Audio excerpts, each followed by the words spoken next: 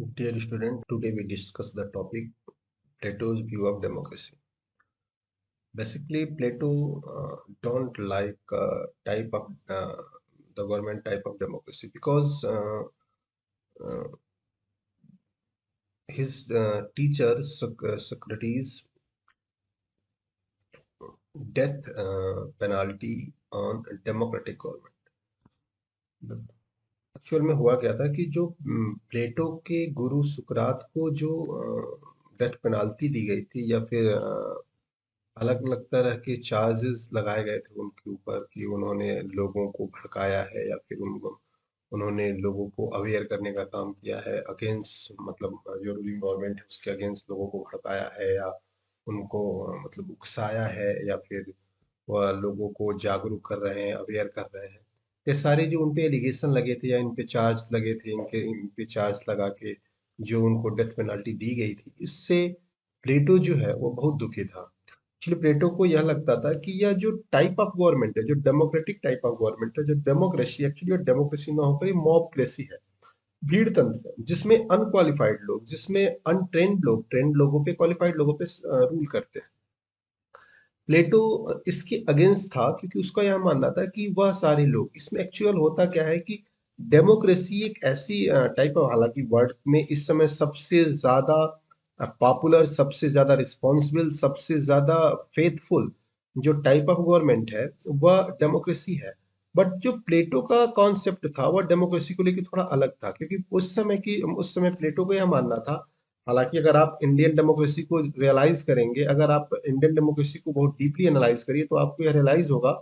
कि प्लेटो ने जितने भी क्रिटिक्स बताए थे जितने भी डेमोक्रेसी के अगेंस्ट जितने भी पॉइंट आउट उसने किए थे चीजें पॉइंट आउट की थी वह सारी चीजें आपको इंडियन डेमोक्रेसी के जो डिमेरिट है उसमें आपको दिखाई दे देगी। तो प्लेटो जो है वो कहता है कि इसकी सबसे बड़ी जो डिमेरिट है कि इसमें जो अनट्रेंड लोग हैं वह ट्रेंड लोगों पे शासन करते हैं या फिर जो अनक्वालिफाइड लोग हैं वह क्वालिफाइड लोगों पे शासन करते हैं। दूसरी चीज जो इसकी सबसे बड़ी डिमेरिट है वह यह है कि इसमें इस पॉलिटिकल सिस्टम में होता क्या है कि इस पॉलिटिकल सिस्टम में जो इक्वालिटी है वह ऐसी होती है कि एक जो स्किल्ड से एक अनस्किल्ड या फिर एक ऐसा इंसान जिसको कुछ नहीं आता उसको और एक ऐसा इंसान जो पूरी तरह से स्किल्ड है पूरी तरह से वह कह सकते हो कि वह रीजन वाला जो कॉन्सेप्ट है उस पे बेस है उसको वह नॉलेजेबल इंसान है और एक इंसान जिसको कुछ नहीं आता उन दोनों लोगों को इस डेमोक्रेसी में इक्वल समझा जाता है। जैसे अगर किसी बहुत अच्छे इंस्टीट्यूशन का कोई प्रोफेसर है या फिर बहुत बड़ा पॉलिसी मेकर है या फिर बहुत जो है नॉलेबल पर्सन है या फिर बहुत नोन एक पर्सनालिटी है वर्ल्ड फेमस पर्सनालिटी है उसके उसको और एक ऐसा इंसान जिसको कुछ नहीं आता जिसने कभी स्कूल भी नहीं देखा है जो इसको पढ़ना लिखना भी नहीं आता कुछ भी नहीं आता वह दोनों लोग डेमोक्रेसी के पॉइंट ऑफ व्यू से डेमोक्रेसी की नजर में दोनों लोग इक्वल हैं क्योंकि दोनों लोगों के पास बराबर राइट है और वोटिंग राइट दोनों को इक्वल है। तो प्लेटो जो है वह डेमोक्रेसी प्लेटो के आइडिया में जो एंटी डेमोक्रेसी जो थॉट्स डेवलप हुए उसके पीछे जो सबसे बड़ा रीजन था वो यह था कि वह उस जब सुकरात को जब सोक्रेटिस को जब डेथ पेनाल्टी दी गई या जो है वेरियस टाइप ऑफ जो चार्जेस लगाए गए उसके ऊपर तो उस समय उस प्रेजेंट टाइम में जो रूलिंग गवर्नमेंट थी वो डेमोक्रेटिक ही थी और इसलिए प्लेटो को यह लगता था कि यह जो डेमोक्रेटिक गवर्नमेंट है यह क्वालिफाइड नहीं होती यह एक्सपीरियंस नहीं होते इनके पास जो है वह नॉलेज नहीं होता इनके पास जो है वह स्किल नहीं होता या ट्रेंड नहीं होते। तो इस कारण से यह जो डिसीजन मेकर्स हैं या फिर यह जो डिसीजन लेने वाले लोग हैं या जो रूलर्स हैं इनके पास मेच्योरिटी नहीं होती है और यह लोग जो है वह जैसे होता क्या है ना कि अनपढ़ के इंसान के नजर में पढ़ा लिखा इंसान जो होता है वह अच्छा नहीं होता। तो उसी तरह उसका यह मानना था कि यह जो सरकार है इसमें जो है वह नॉलेज का इसमें रीजन का या फिर इसमें क्वालिटी का कोई मतलब नहीं है। तो उसको यह लगता था कि अगर डेमोक्रेसी गवर्नमेंट नहीं होती अगर डेमोक्रेटिक गवर्नमेंट नहीं होती अगर कोई फिलोसफर किंग होता या फिर कोई ऐसा क्वालिफाइड पर्सन होता जिसको सभी चीजों का नॉलेज हो जिसको ज्ञान हो जिसमें फॉरसाइटनेस हो दूरदर्शिता हो, तो वह इंसान अगर रूल कर रहा होता तो हमारे गुरु को, हमारे जो आइडियल पर्सन थे, हमारे जो टीचर हैं सुकरात, उनको जो है वो डेथ पेनाल्टी नहीं लगती और वह जो है हमारे से अलग या दूर नहीं हुए रहते। तो यह जो कॉन्सेप्ट था डेमोक्रेसी का कॉन्सेप्ट, या प्लेटो के दिमाग में आने का रीजन सोक्रेटिस का वो डेथ पेनाल्टी था और वेरी जो उनके ऊपर अलग अलग तरह के चार्जेस लगाए गए थे वह था। अब प्लेटो जो है वह उस डेमोक्रेसी को जो है वह क्रिटिसाइज करते हैं, और क्रिटिसाइज करते हुए कहते हैं कि डेमोक्रेसी जो होती है वह डेमोक्रेसी का मतलब मॉब क्रेसी से है, वो एक भीड़ तंत्र है जिसमें सिर्फ सर गिने जाते हैं, जिसमें सिर्फ भीड़ गिनी जाती है, जिसमें सिर्फ लोग गिने जाते हैं। उसमें क्वालिटी का कोई मतलब नहीं होता, क्वांटिटी का मतलब होता है। और जिस भी गवर्नमेंट में, जिस भी सरकार में, जिस भी तरह के रूल में, जिस भी तरह के पॉलिटिकल सिस्टम में, जहां पे अगर क्वालिटी से ज्यादा क्वांटिटी को इंपॉर्टेंस दिया जाए, अगर क्वालिटी को इंपॉर्टेंस नहीं दिया जाएगा, वह गवर्नमेंट कभी भी बेनिफिशियल नहीं हो सकती, कभी भी अच्छी नहीं हो सकती, कभी भी मोर रिस्पॉन्सिबल नहीं हो सकती। तो उसका कहना था, प्लेटो का कहना था कि यह जो डेमोक्रेसी है वह क्या है, वह जो है वह मॉबक्रेसी या भीड़ तंत्र में कन्वर्ट हो जाती है। उसके बाद वो भीड़ तंत्र होती है, वह डेमोक्रेसी नहीं होती। दूसरी चीज उसका मानना था कि इसमें जो है वो अनार्की की सिचुएशन होती है। अनार्की की सिचुएशन का मतलब यह है कि लोग जो होते हैं वह सब अपने आप को एक दूसरे के इक्वल समझते हैं, उसमें कोई जो है उसमें किसी का कोई रोल नहीं होता, उसमें सारे लोग आपस में एक दूसरे के बराबर समझते हैं। अगर कोई क्वालिफाइड इंसान है या फिर कोई ऐसा कैपेबल इंसान है जिसे लगता है कि वह इनसे अलग है, जैसे है क्या, मान लीजिए कि कोई एक ऐसा प्रोफेसर, कोई किसी यूनिवर्सिटी का कुछ बड़ा बड़ा प्रोफेसर या फिर कोई बड़ा थिंकर या कोई कोई बड़ा राइटर या फिर कोई बड़ा एडिटर है, अगर वह जो है, अगर वह और किसी कोई एक अनपढ़ या दोनों, अगर दोनों लोग एक दूसरे को इक्वल समझने लगे, तो यह तो अच्छा नहीं होगा ना। यह ना सोसाइटी के लिए अच्छा है और ना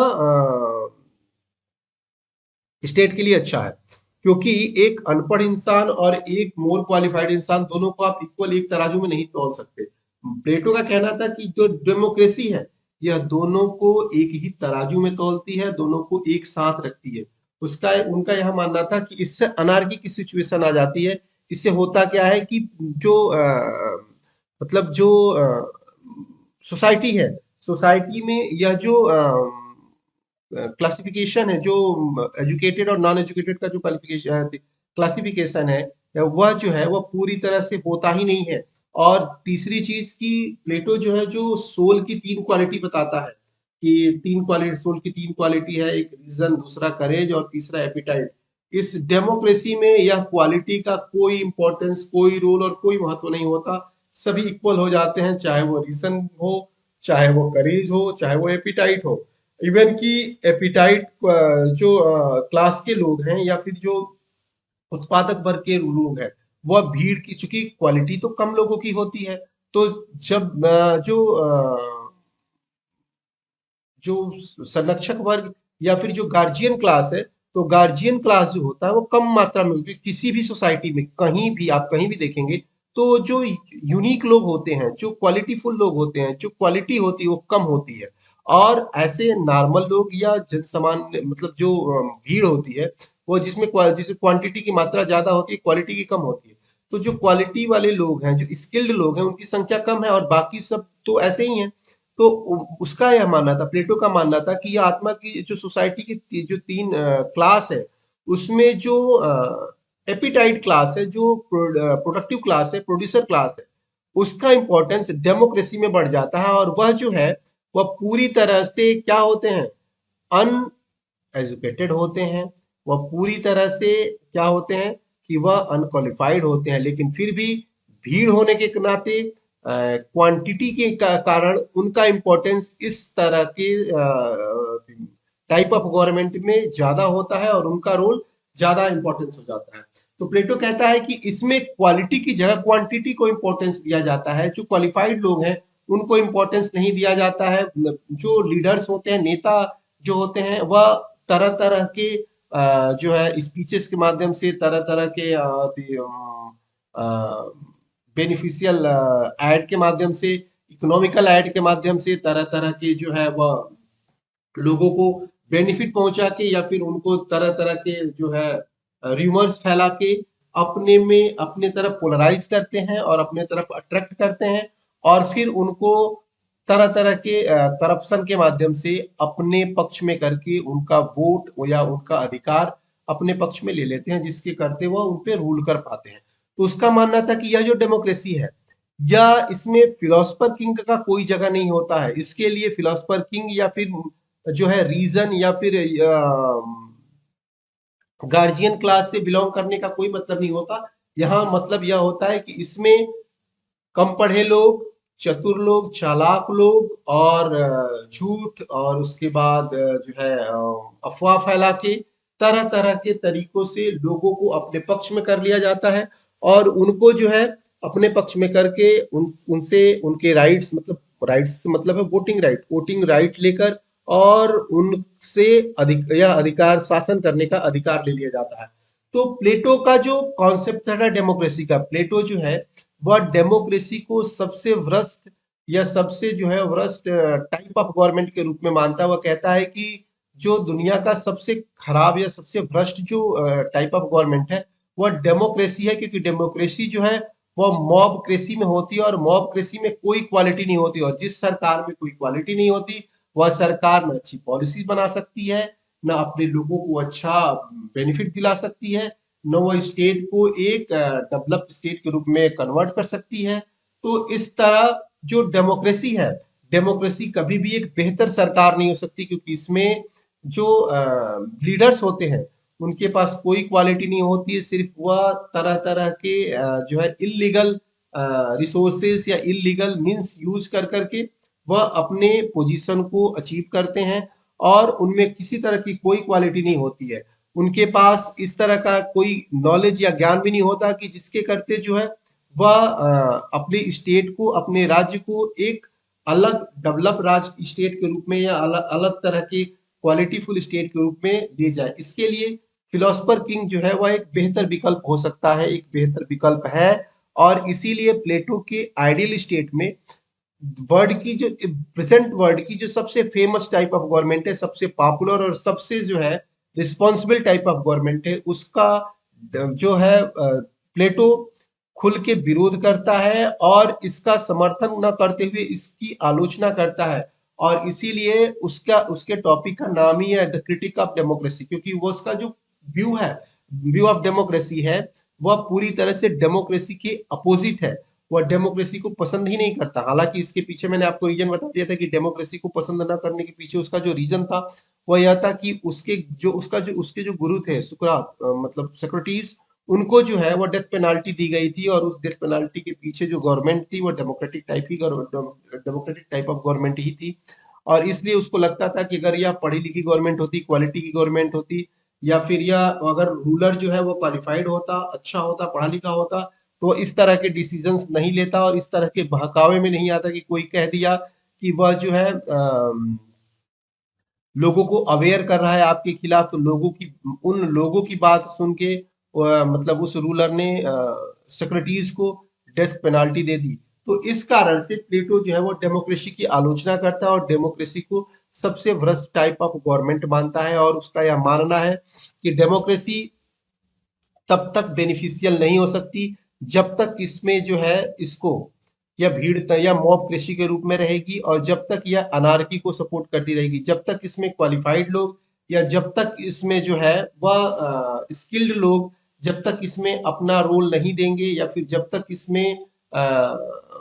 फिलोसफर किंग का शासन नहीं आएगा, तब तक उसके अलावा मतलब फिलोसफर किंग के रूल के अलावा और किसी तरह की कोई गवर्नमेंट जो है वह कैपेबल नहीं है, अच्छी नहीं है। और डेमोक्रेसी के मामले में जो प्लेटो का जो आइडिया है या फिर प्लेटो का जो व्यू है वह निगेटिव है, वह डेमोक्रेसी को पूरी तरह से रिजेक्ट करता है। और प्लेटो जो है वह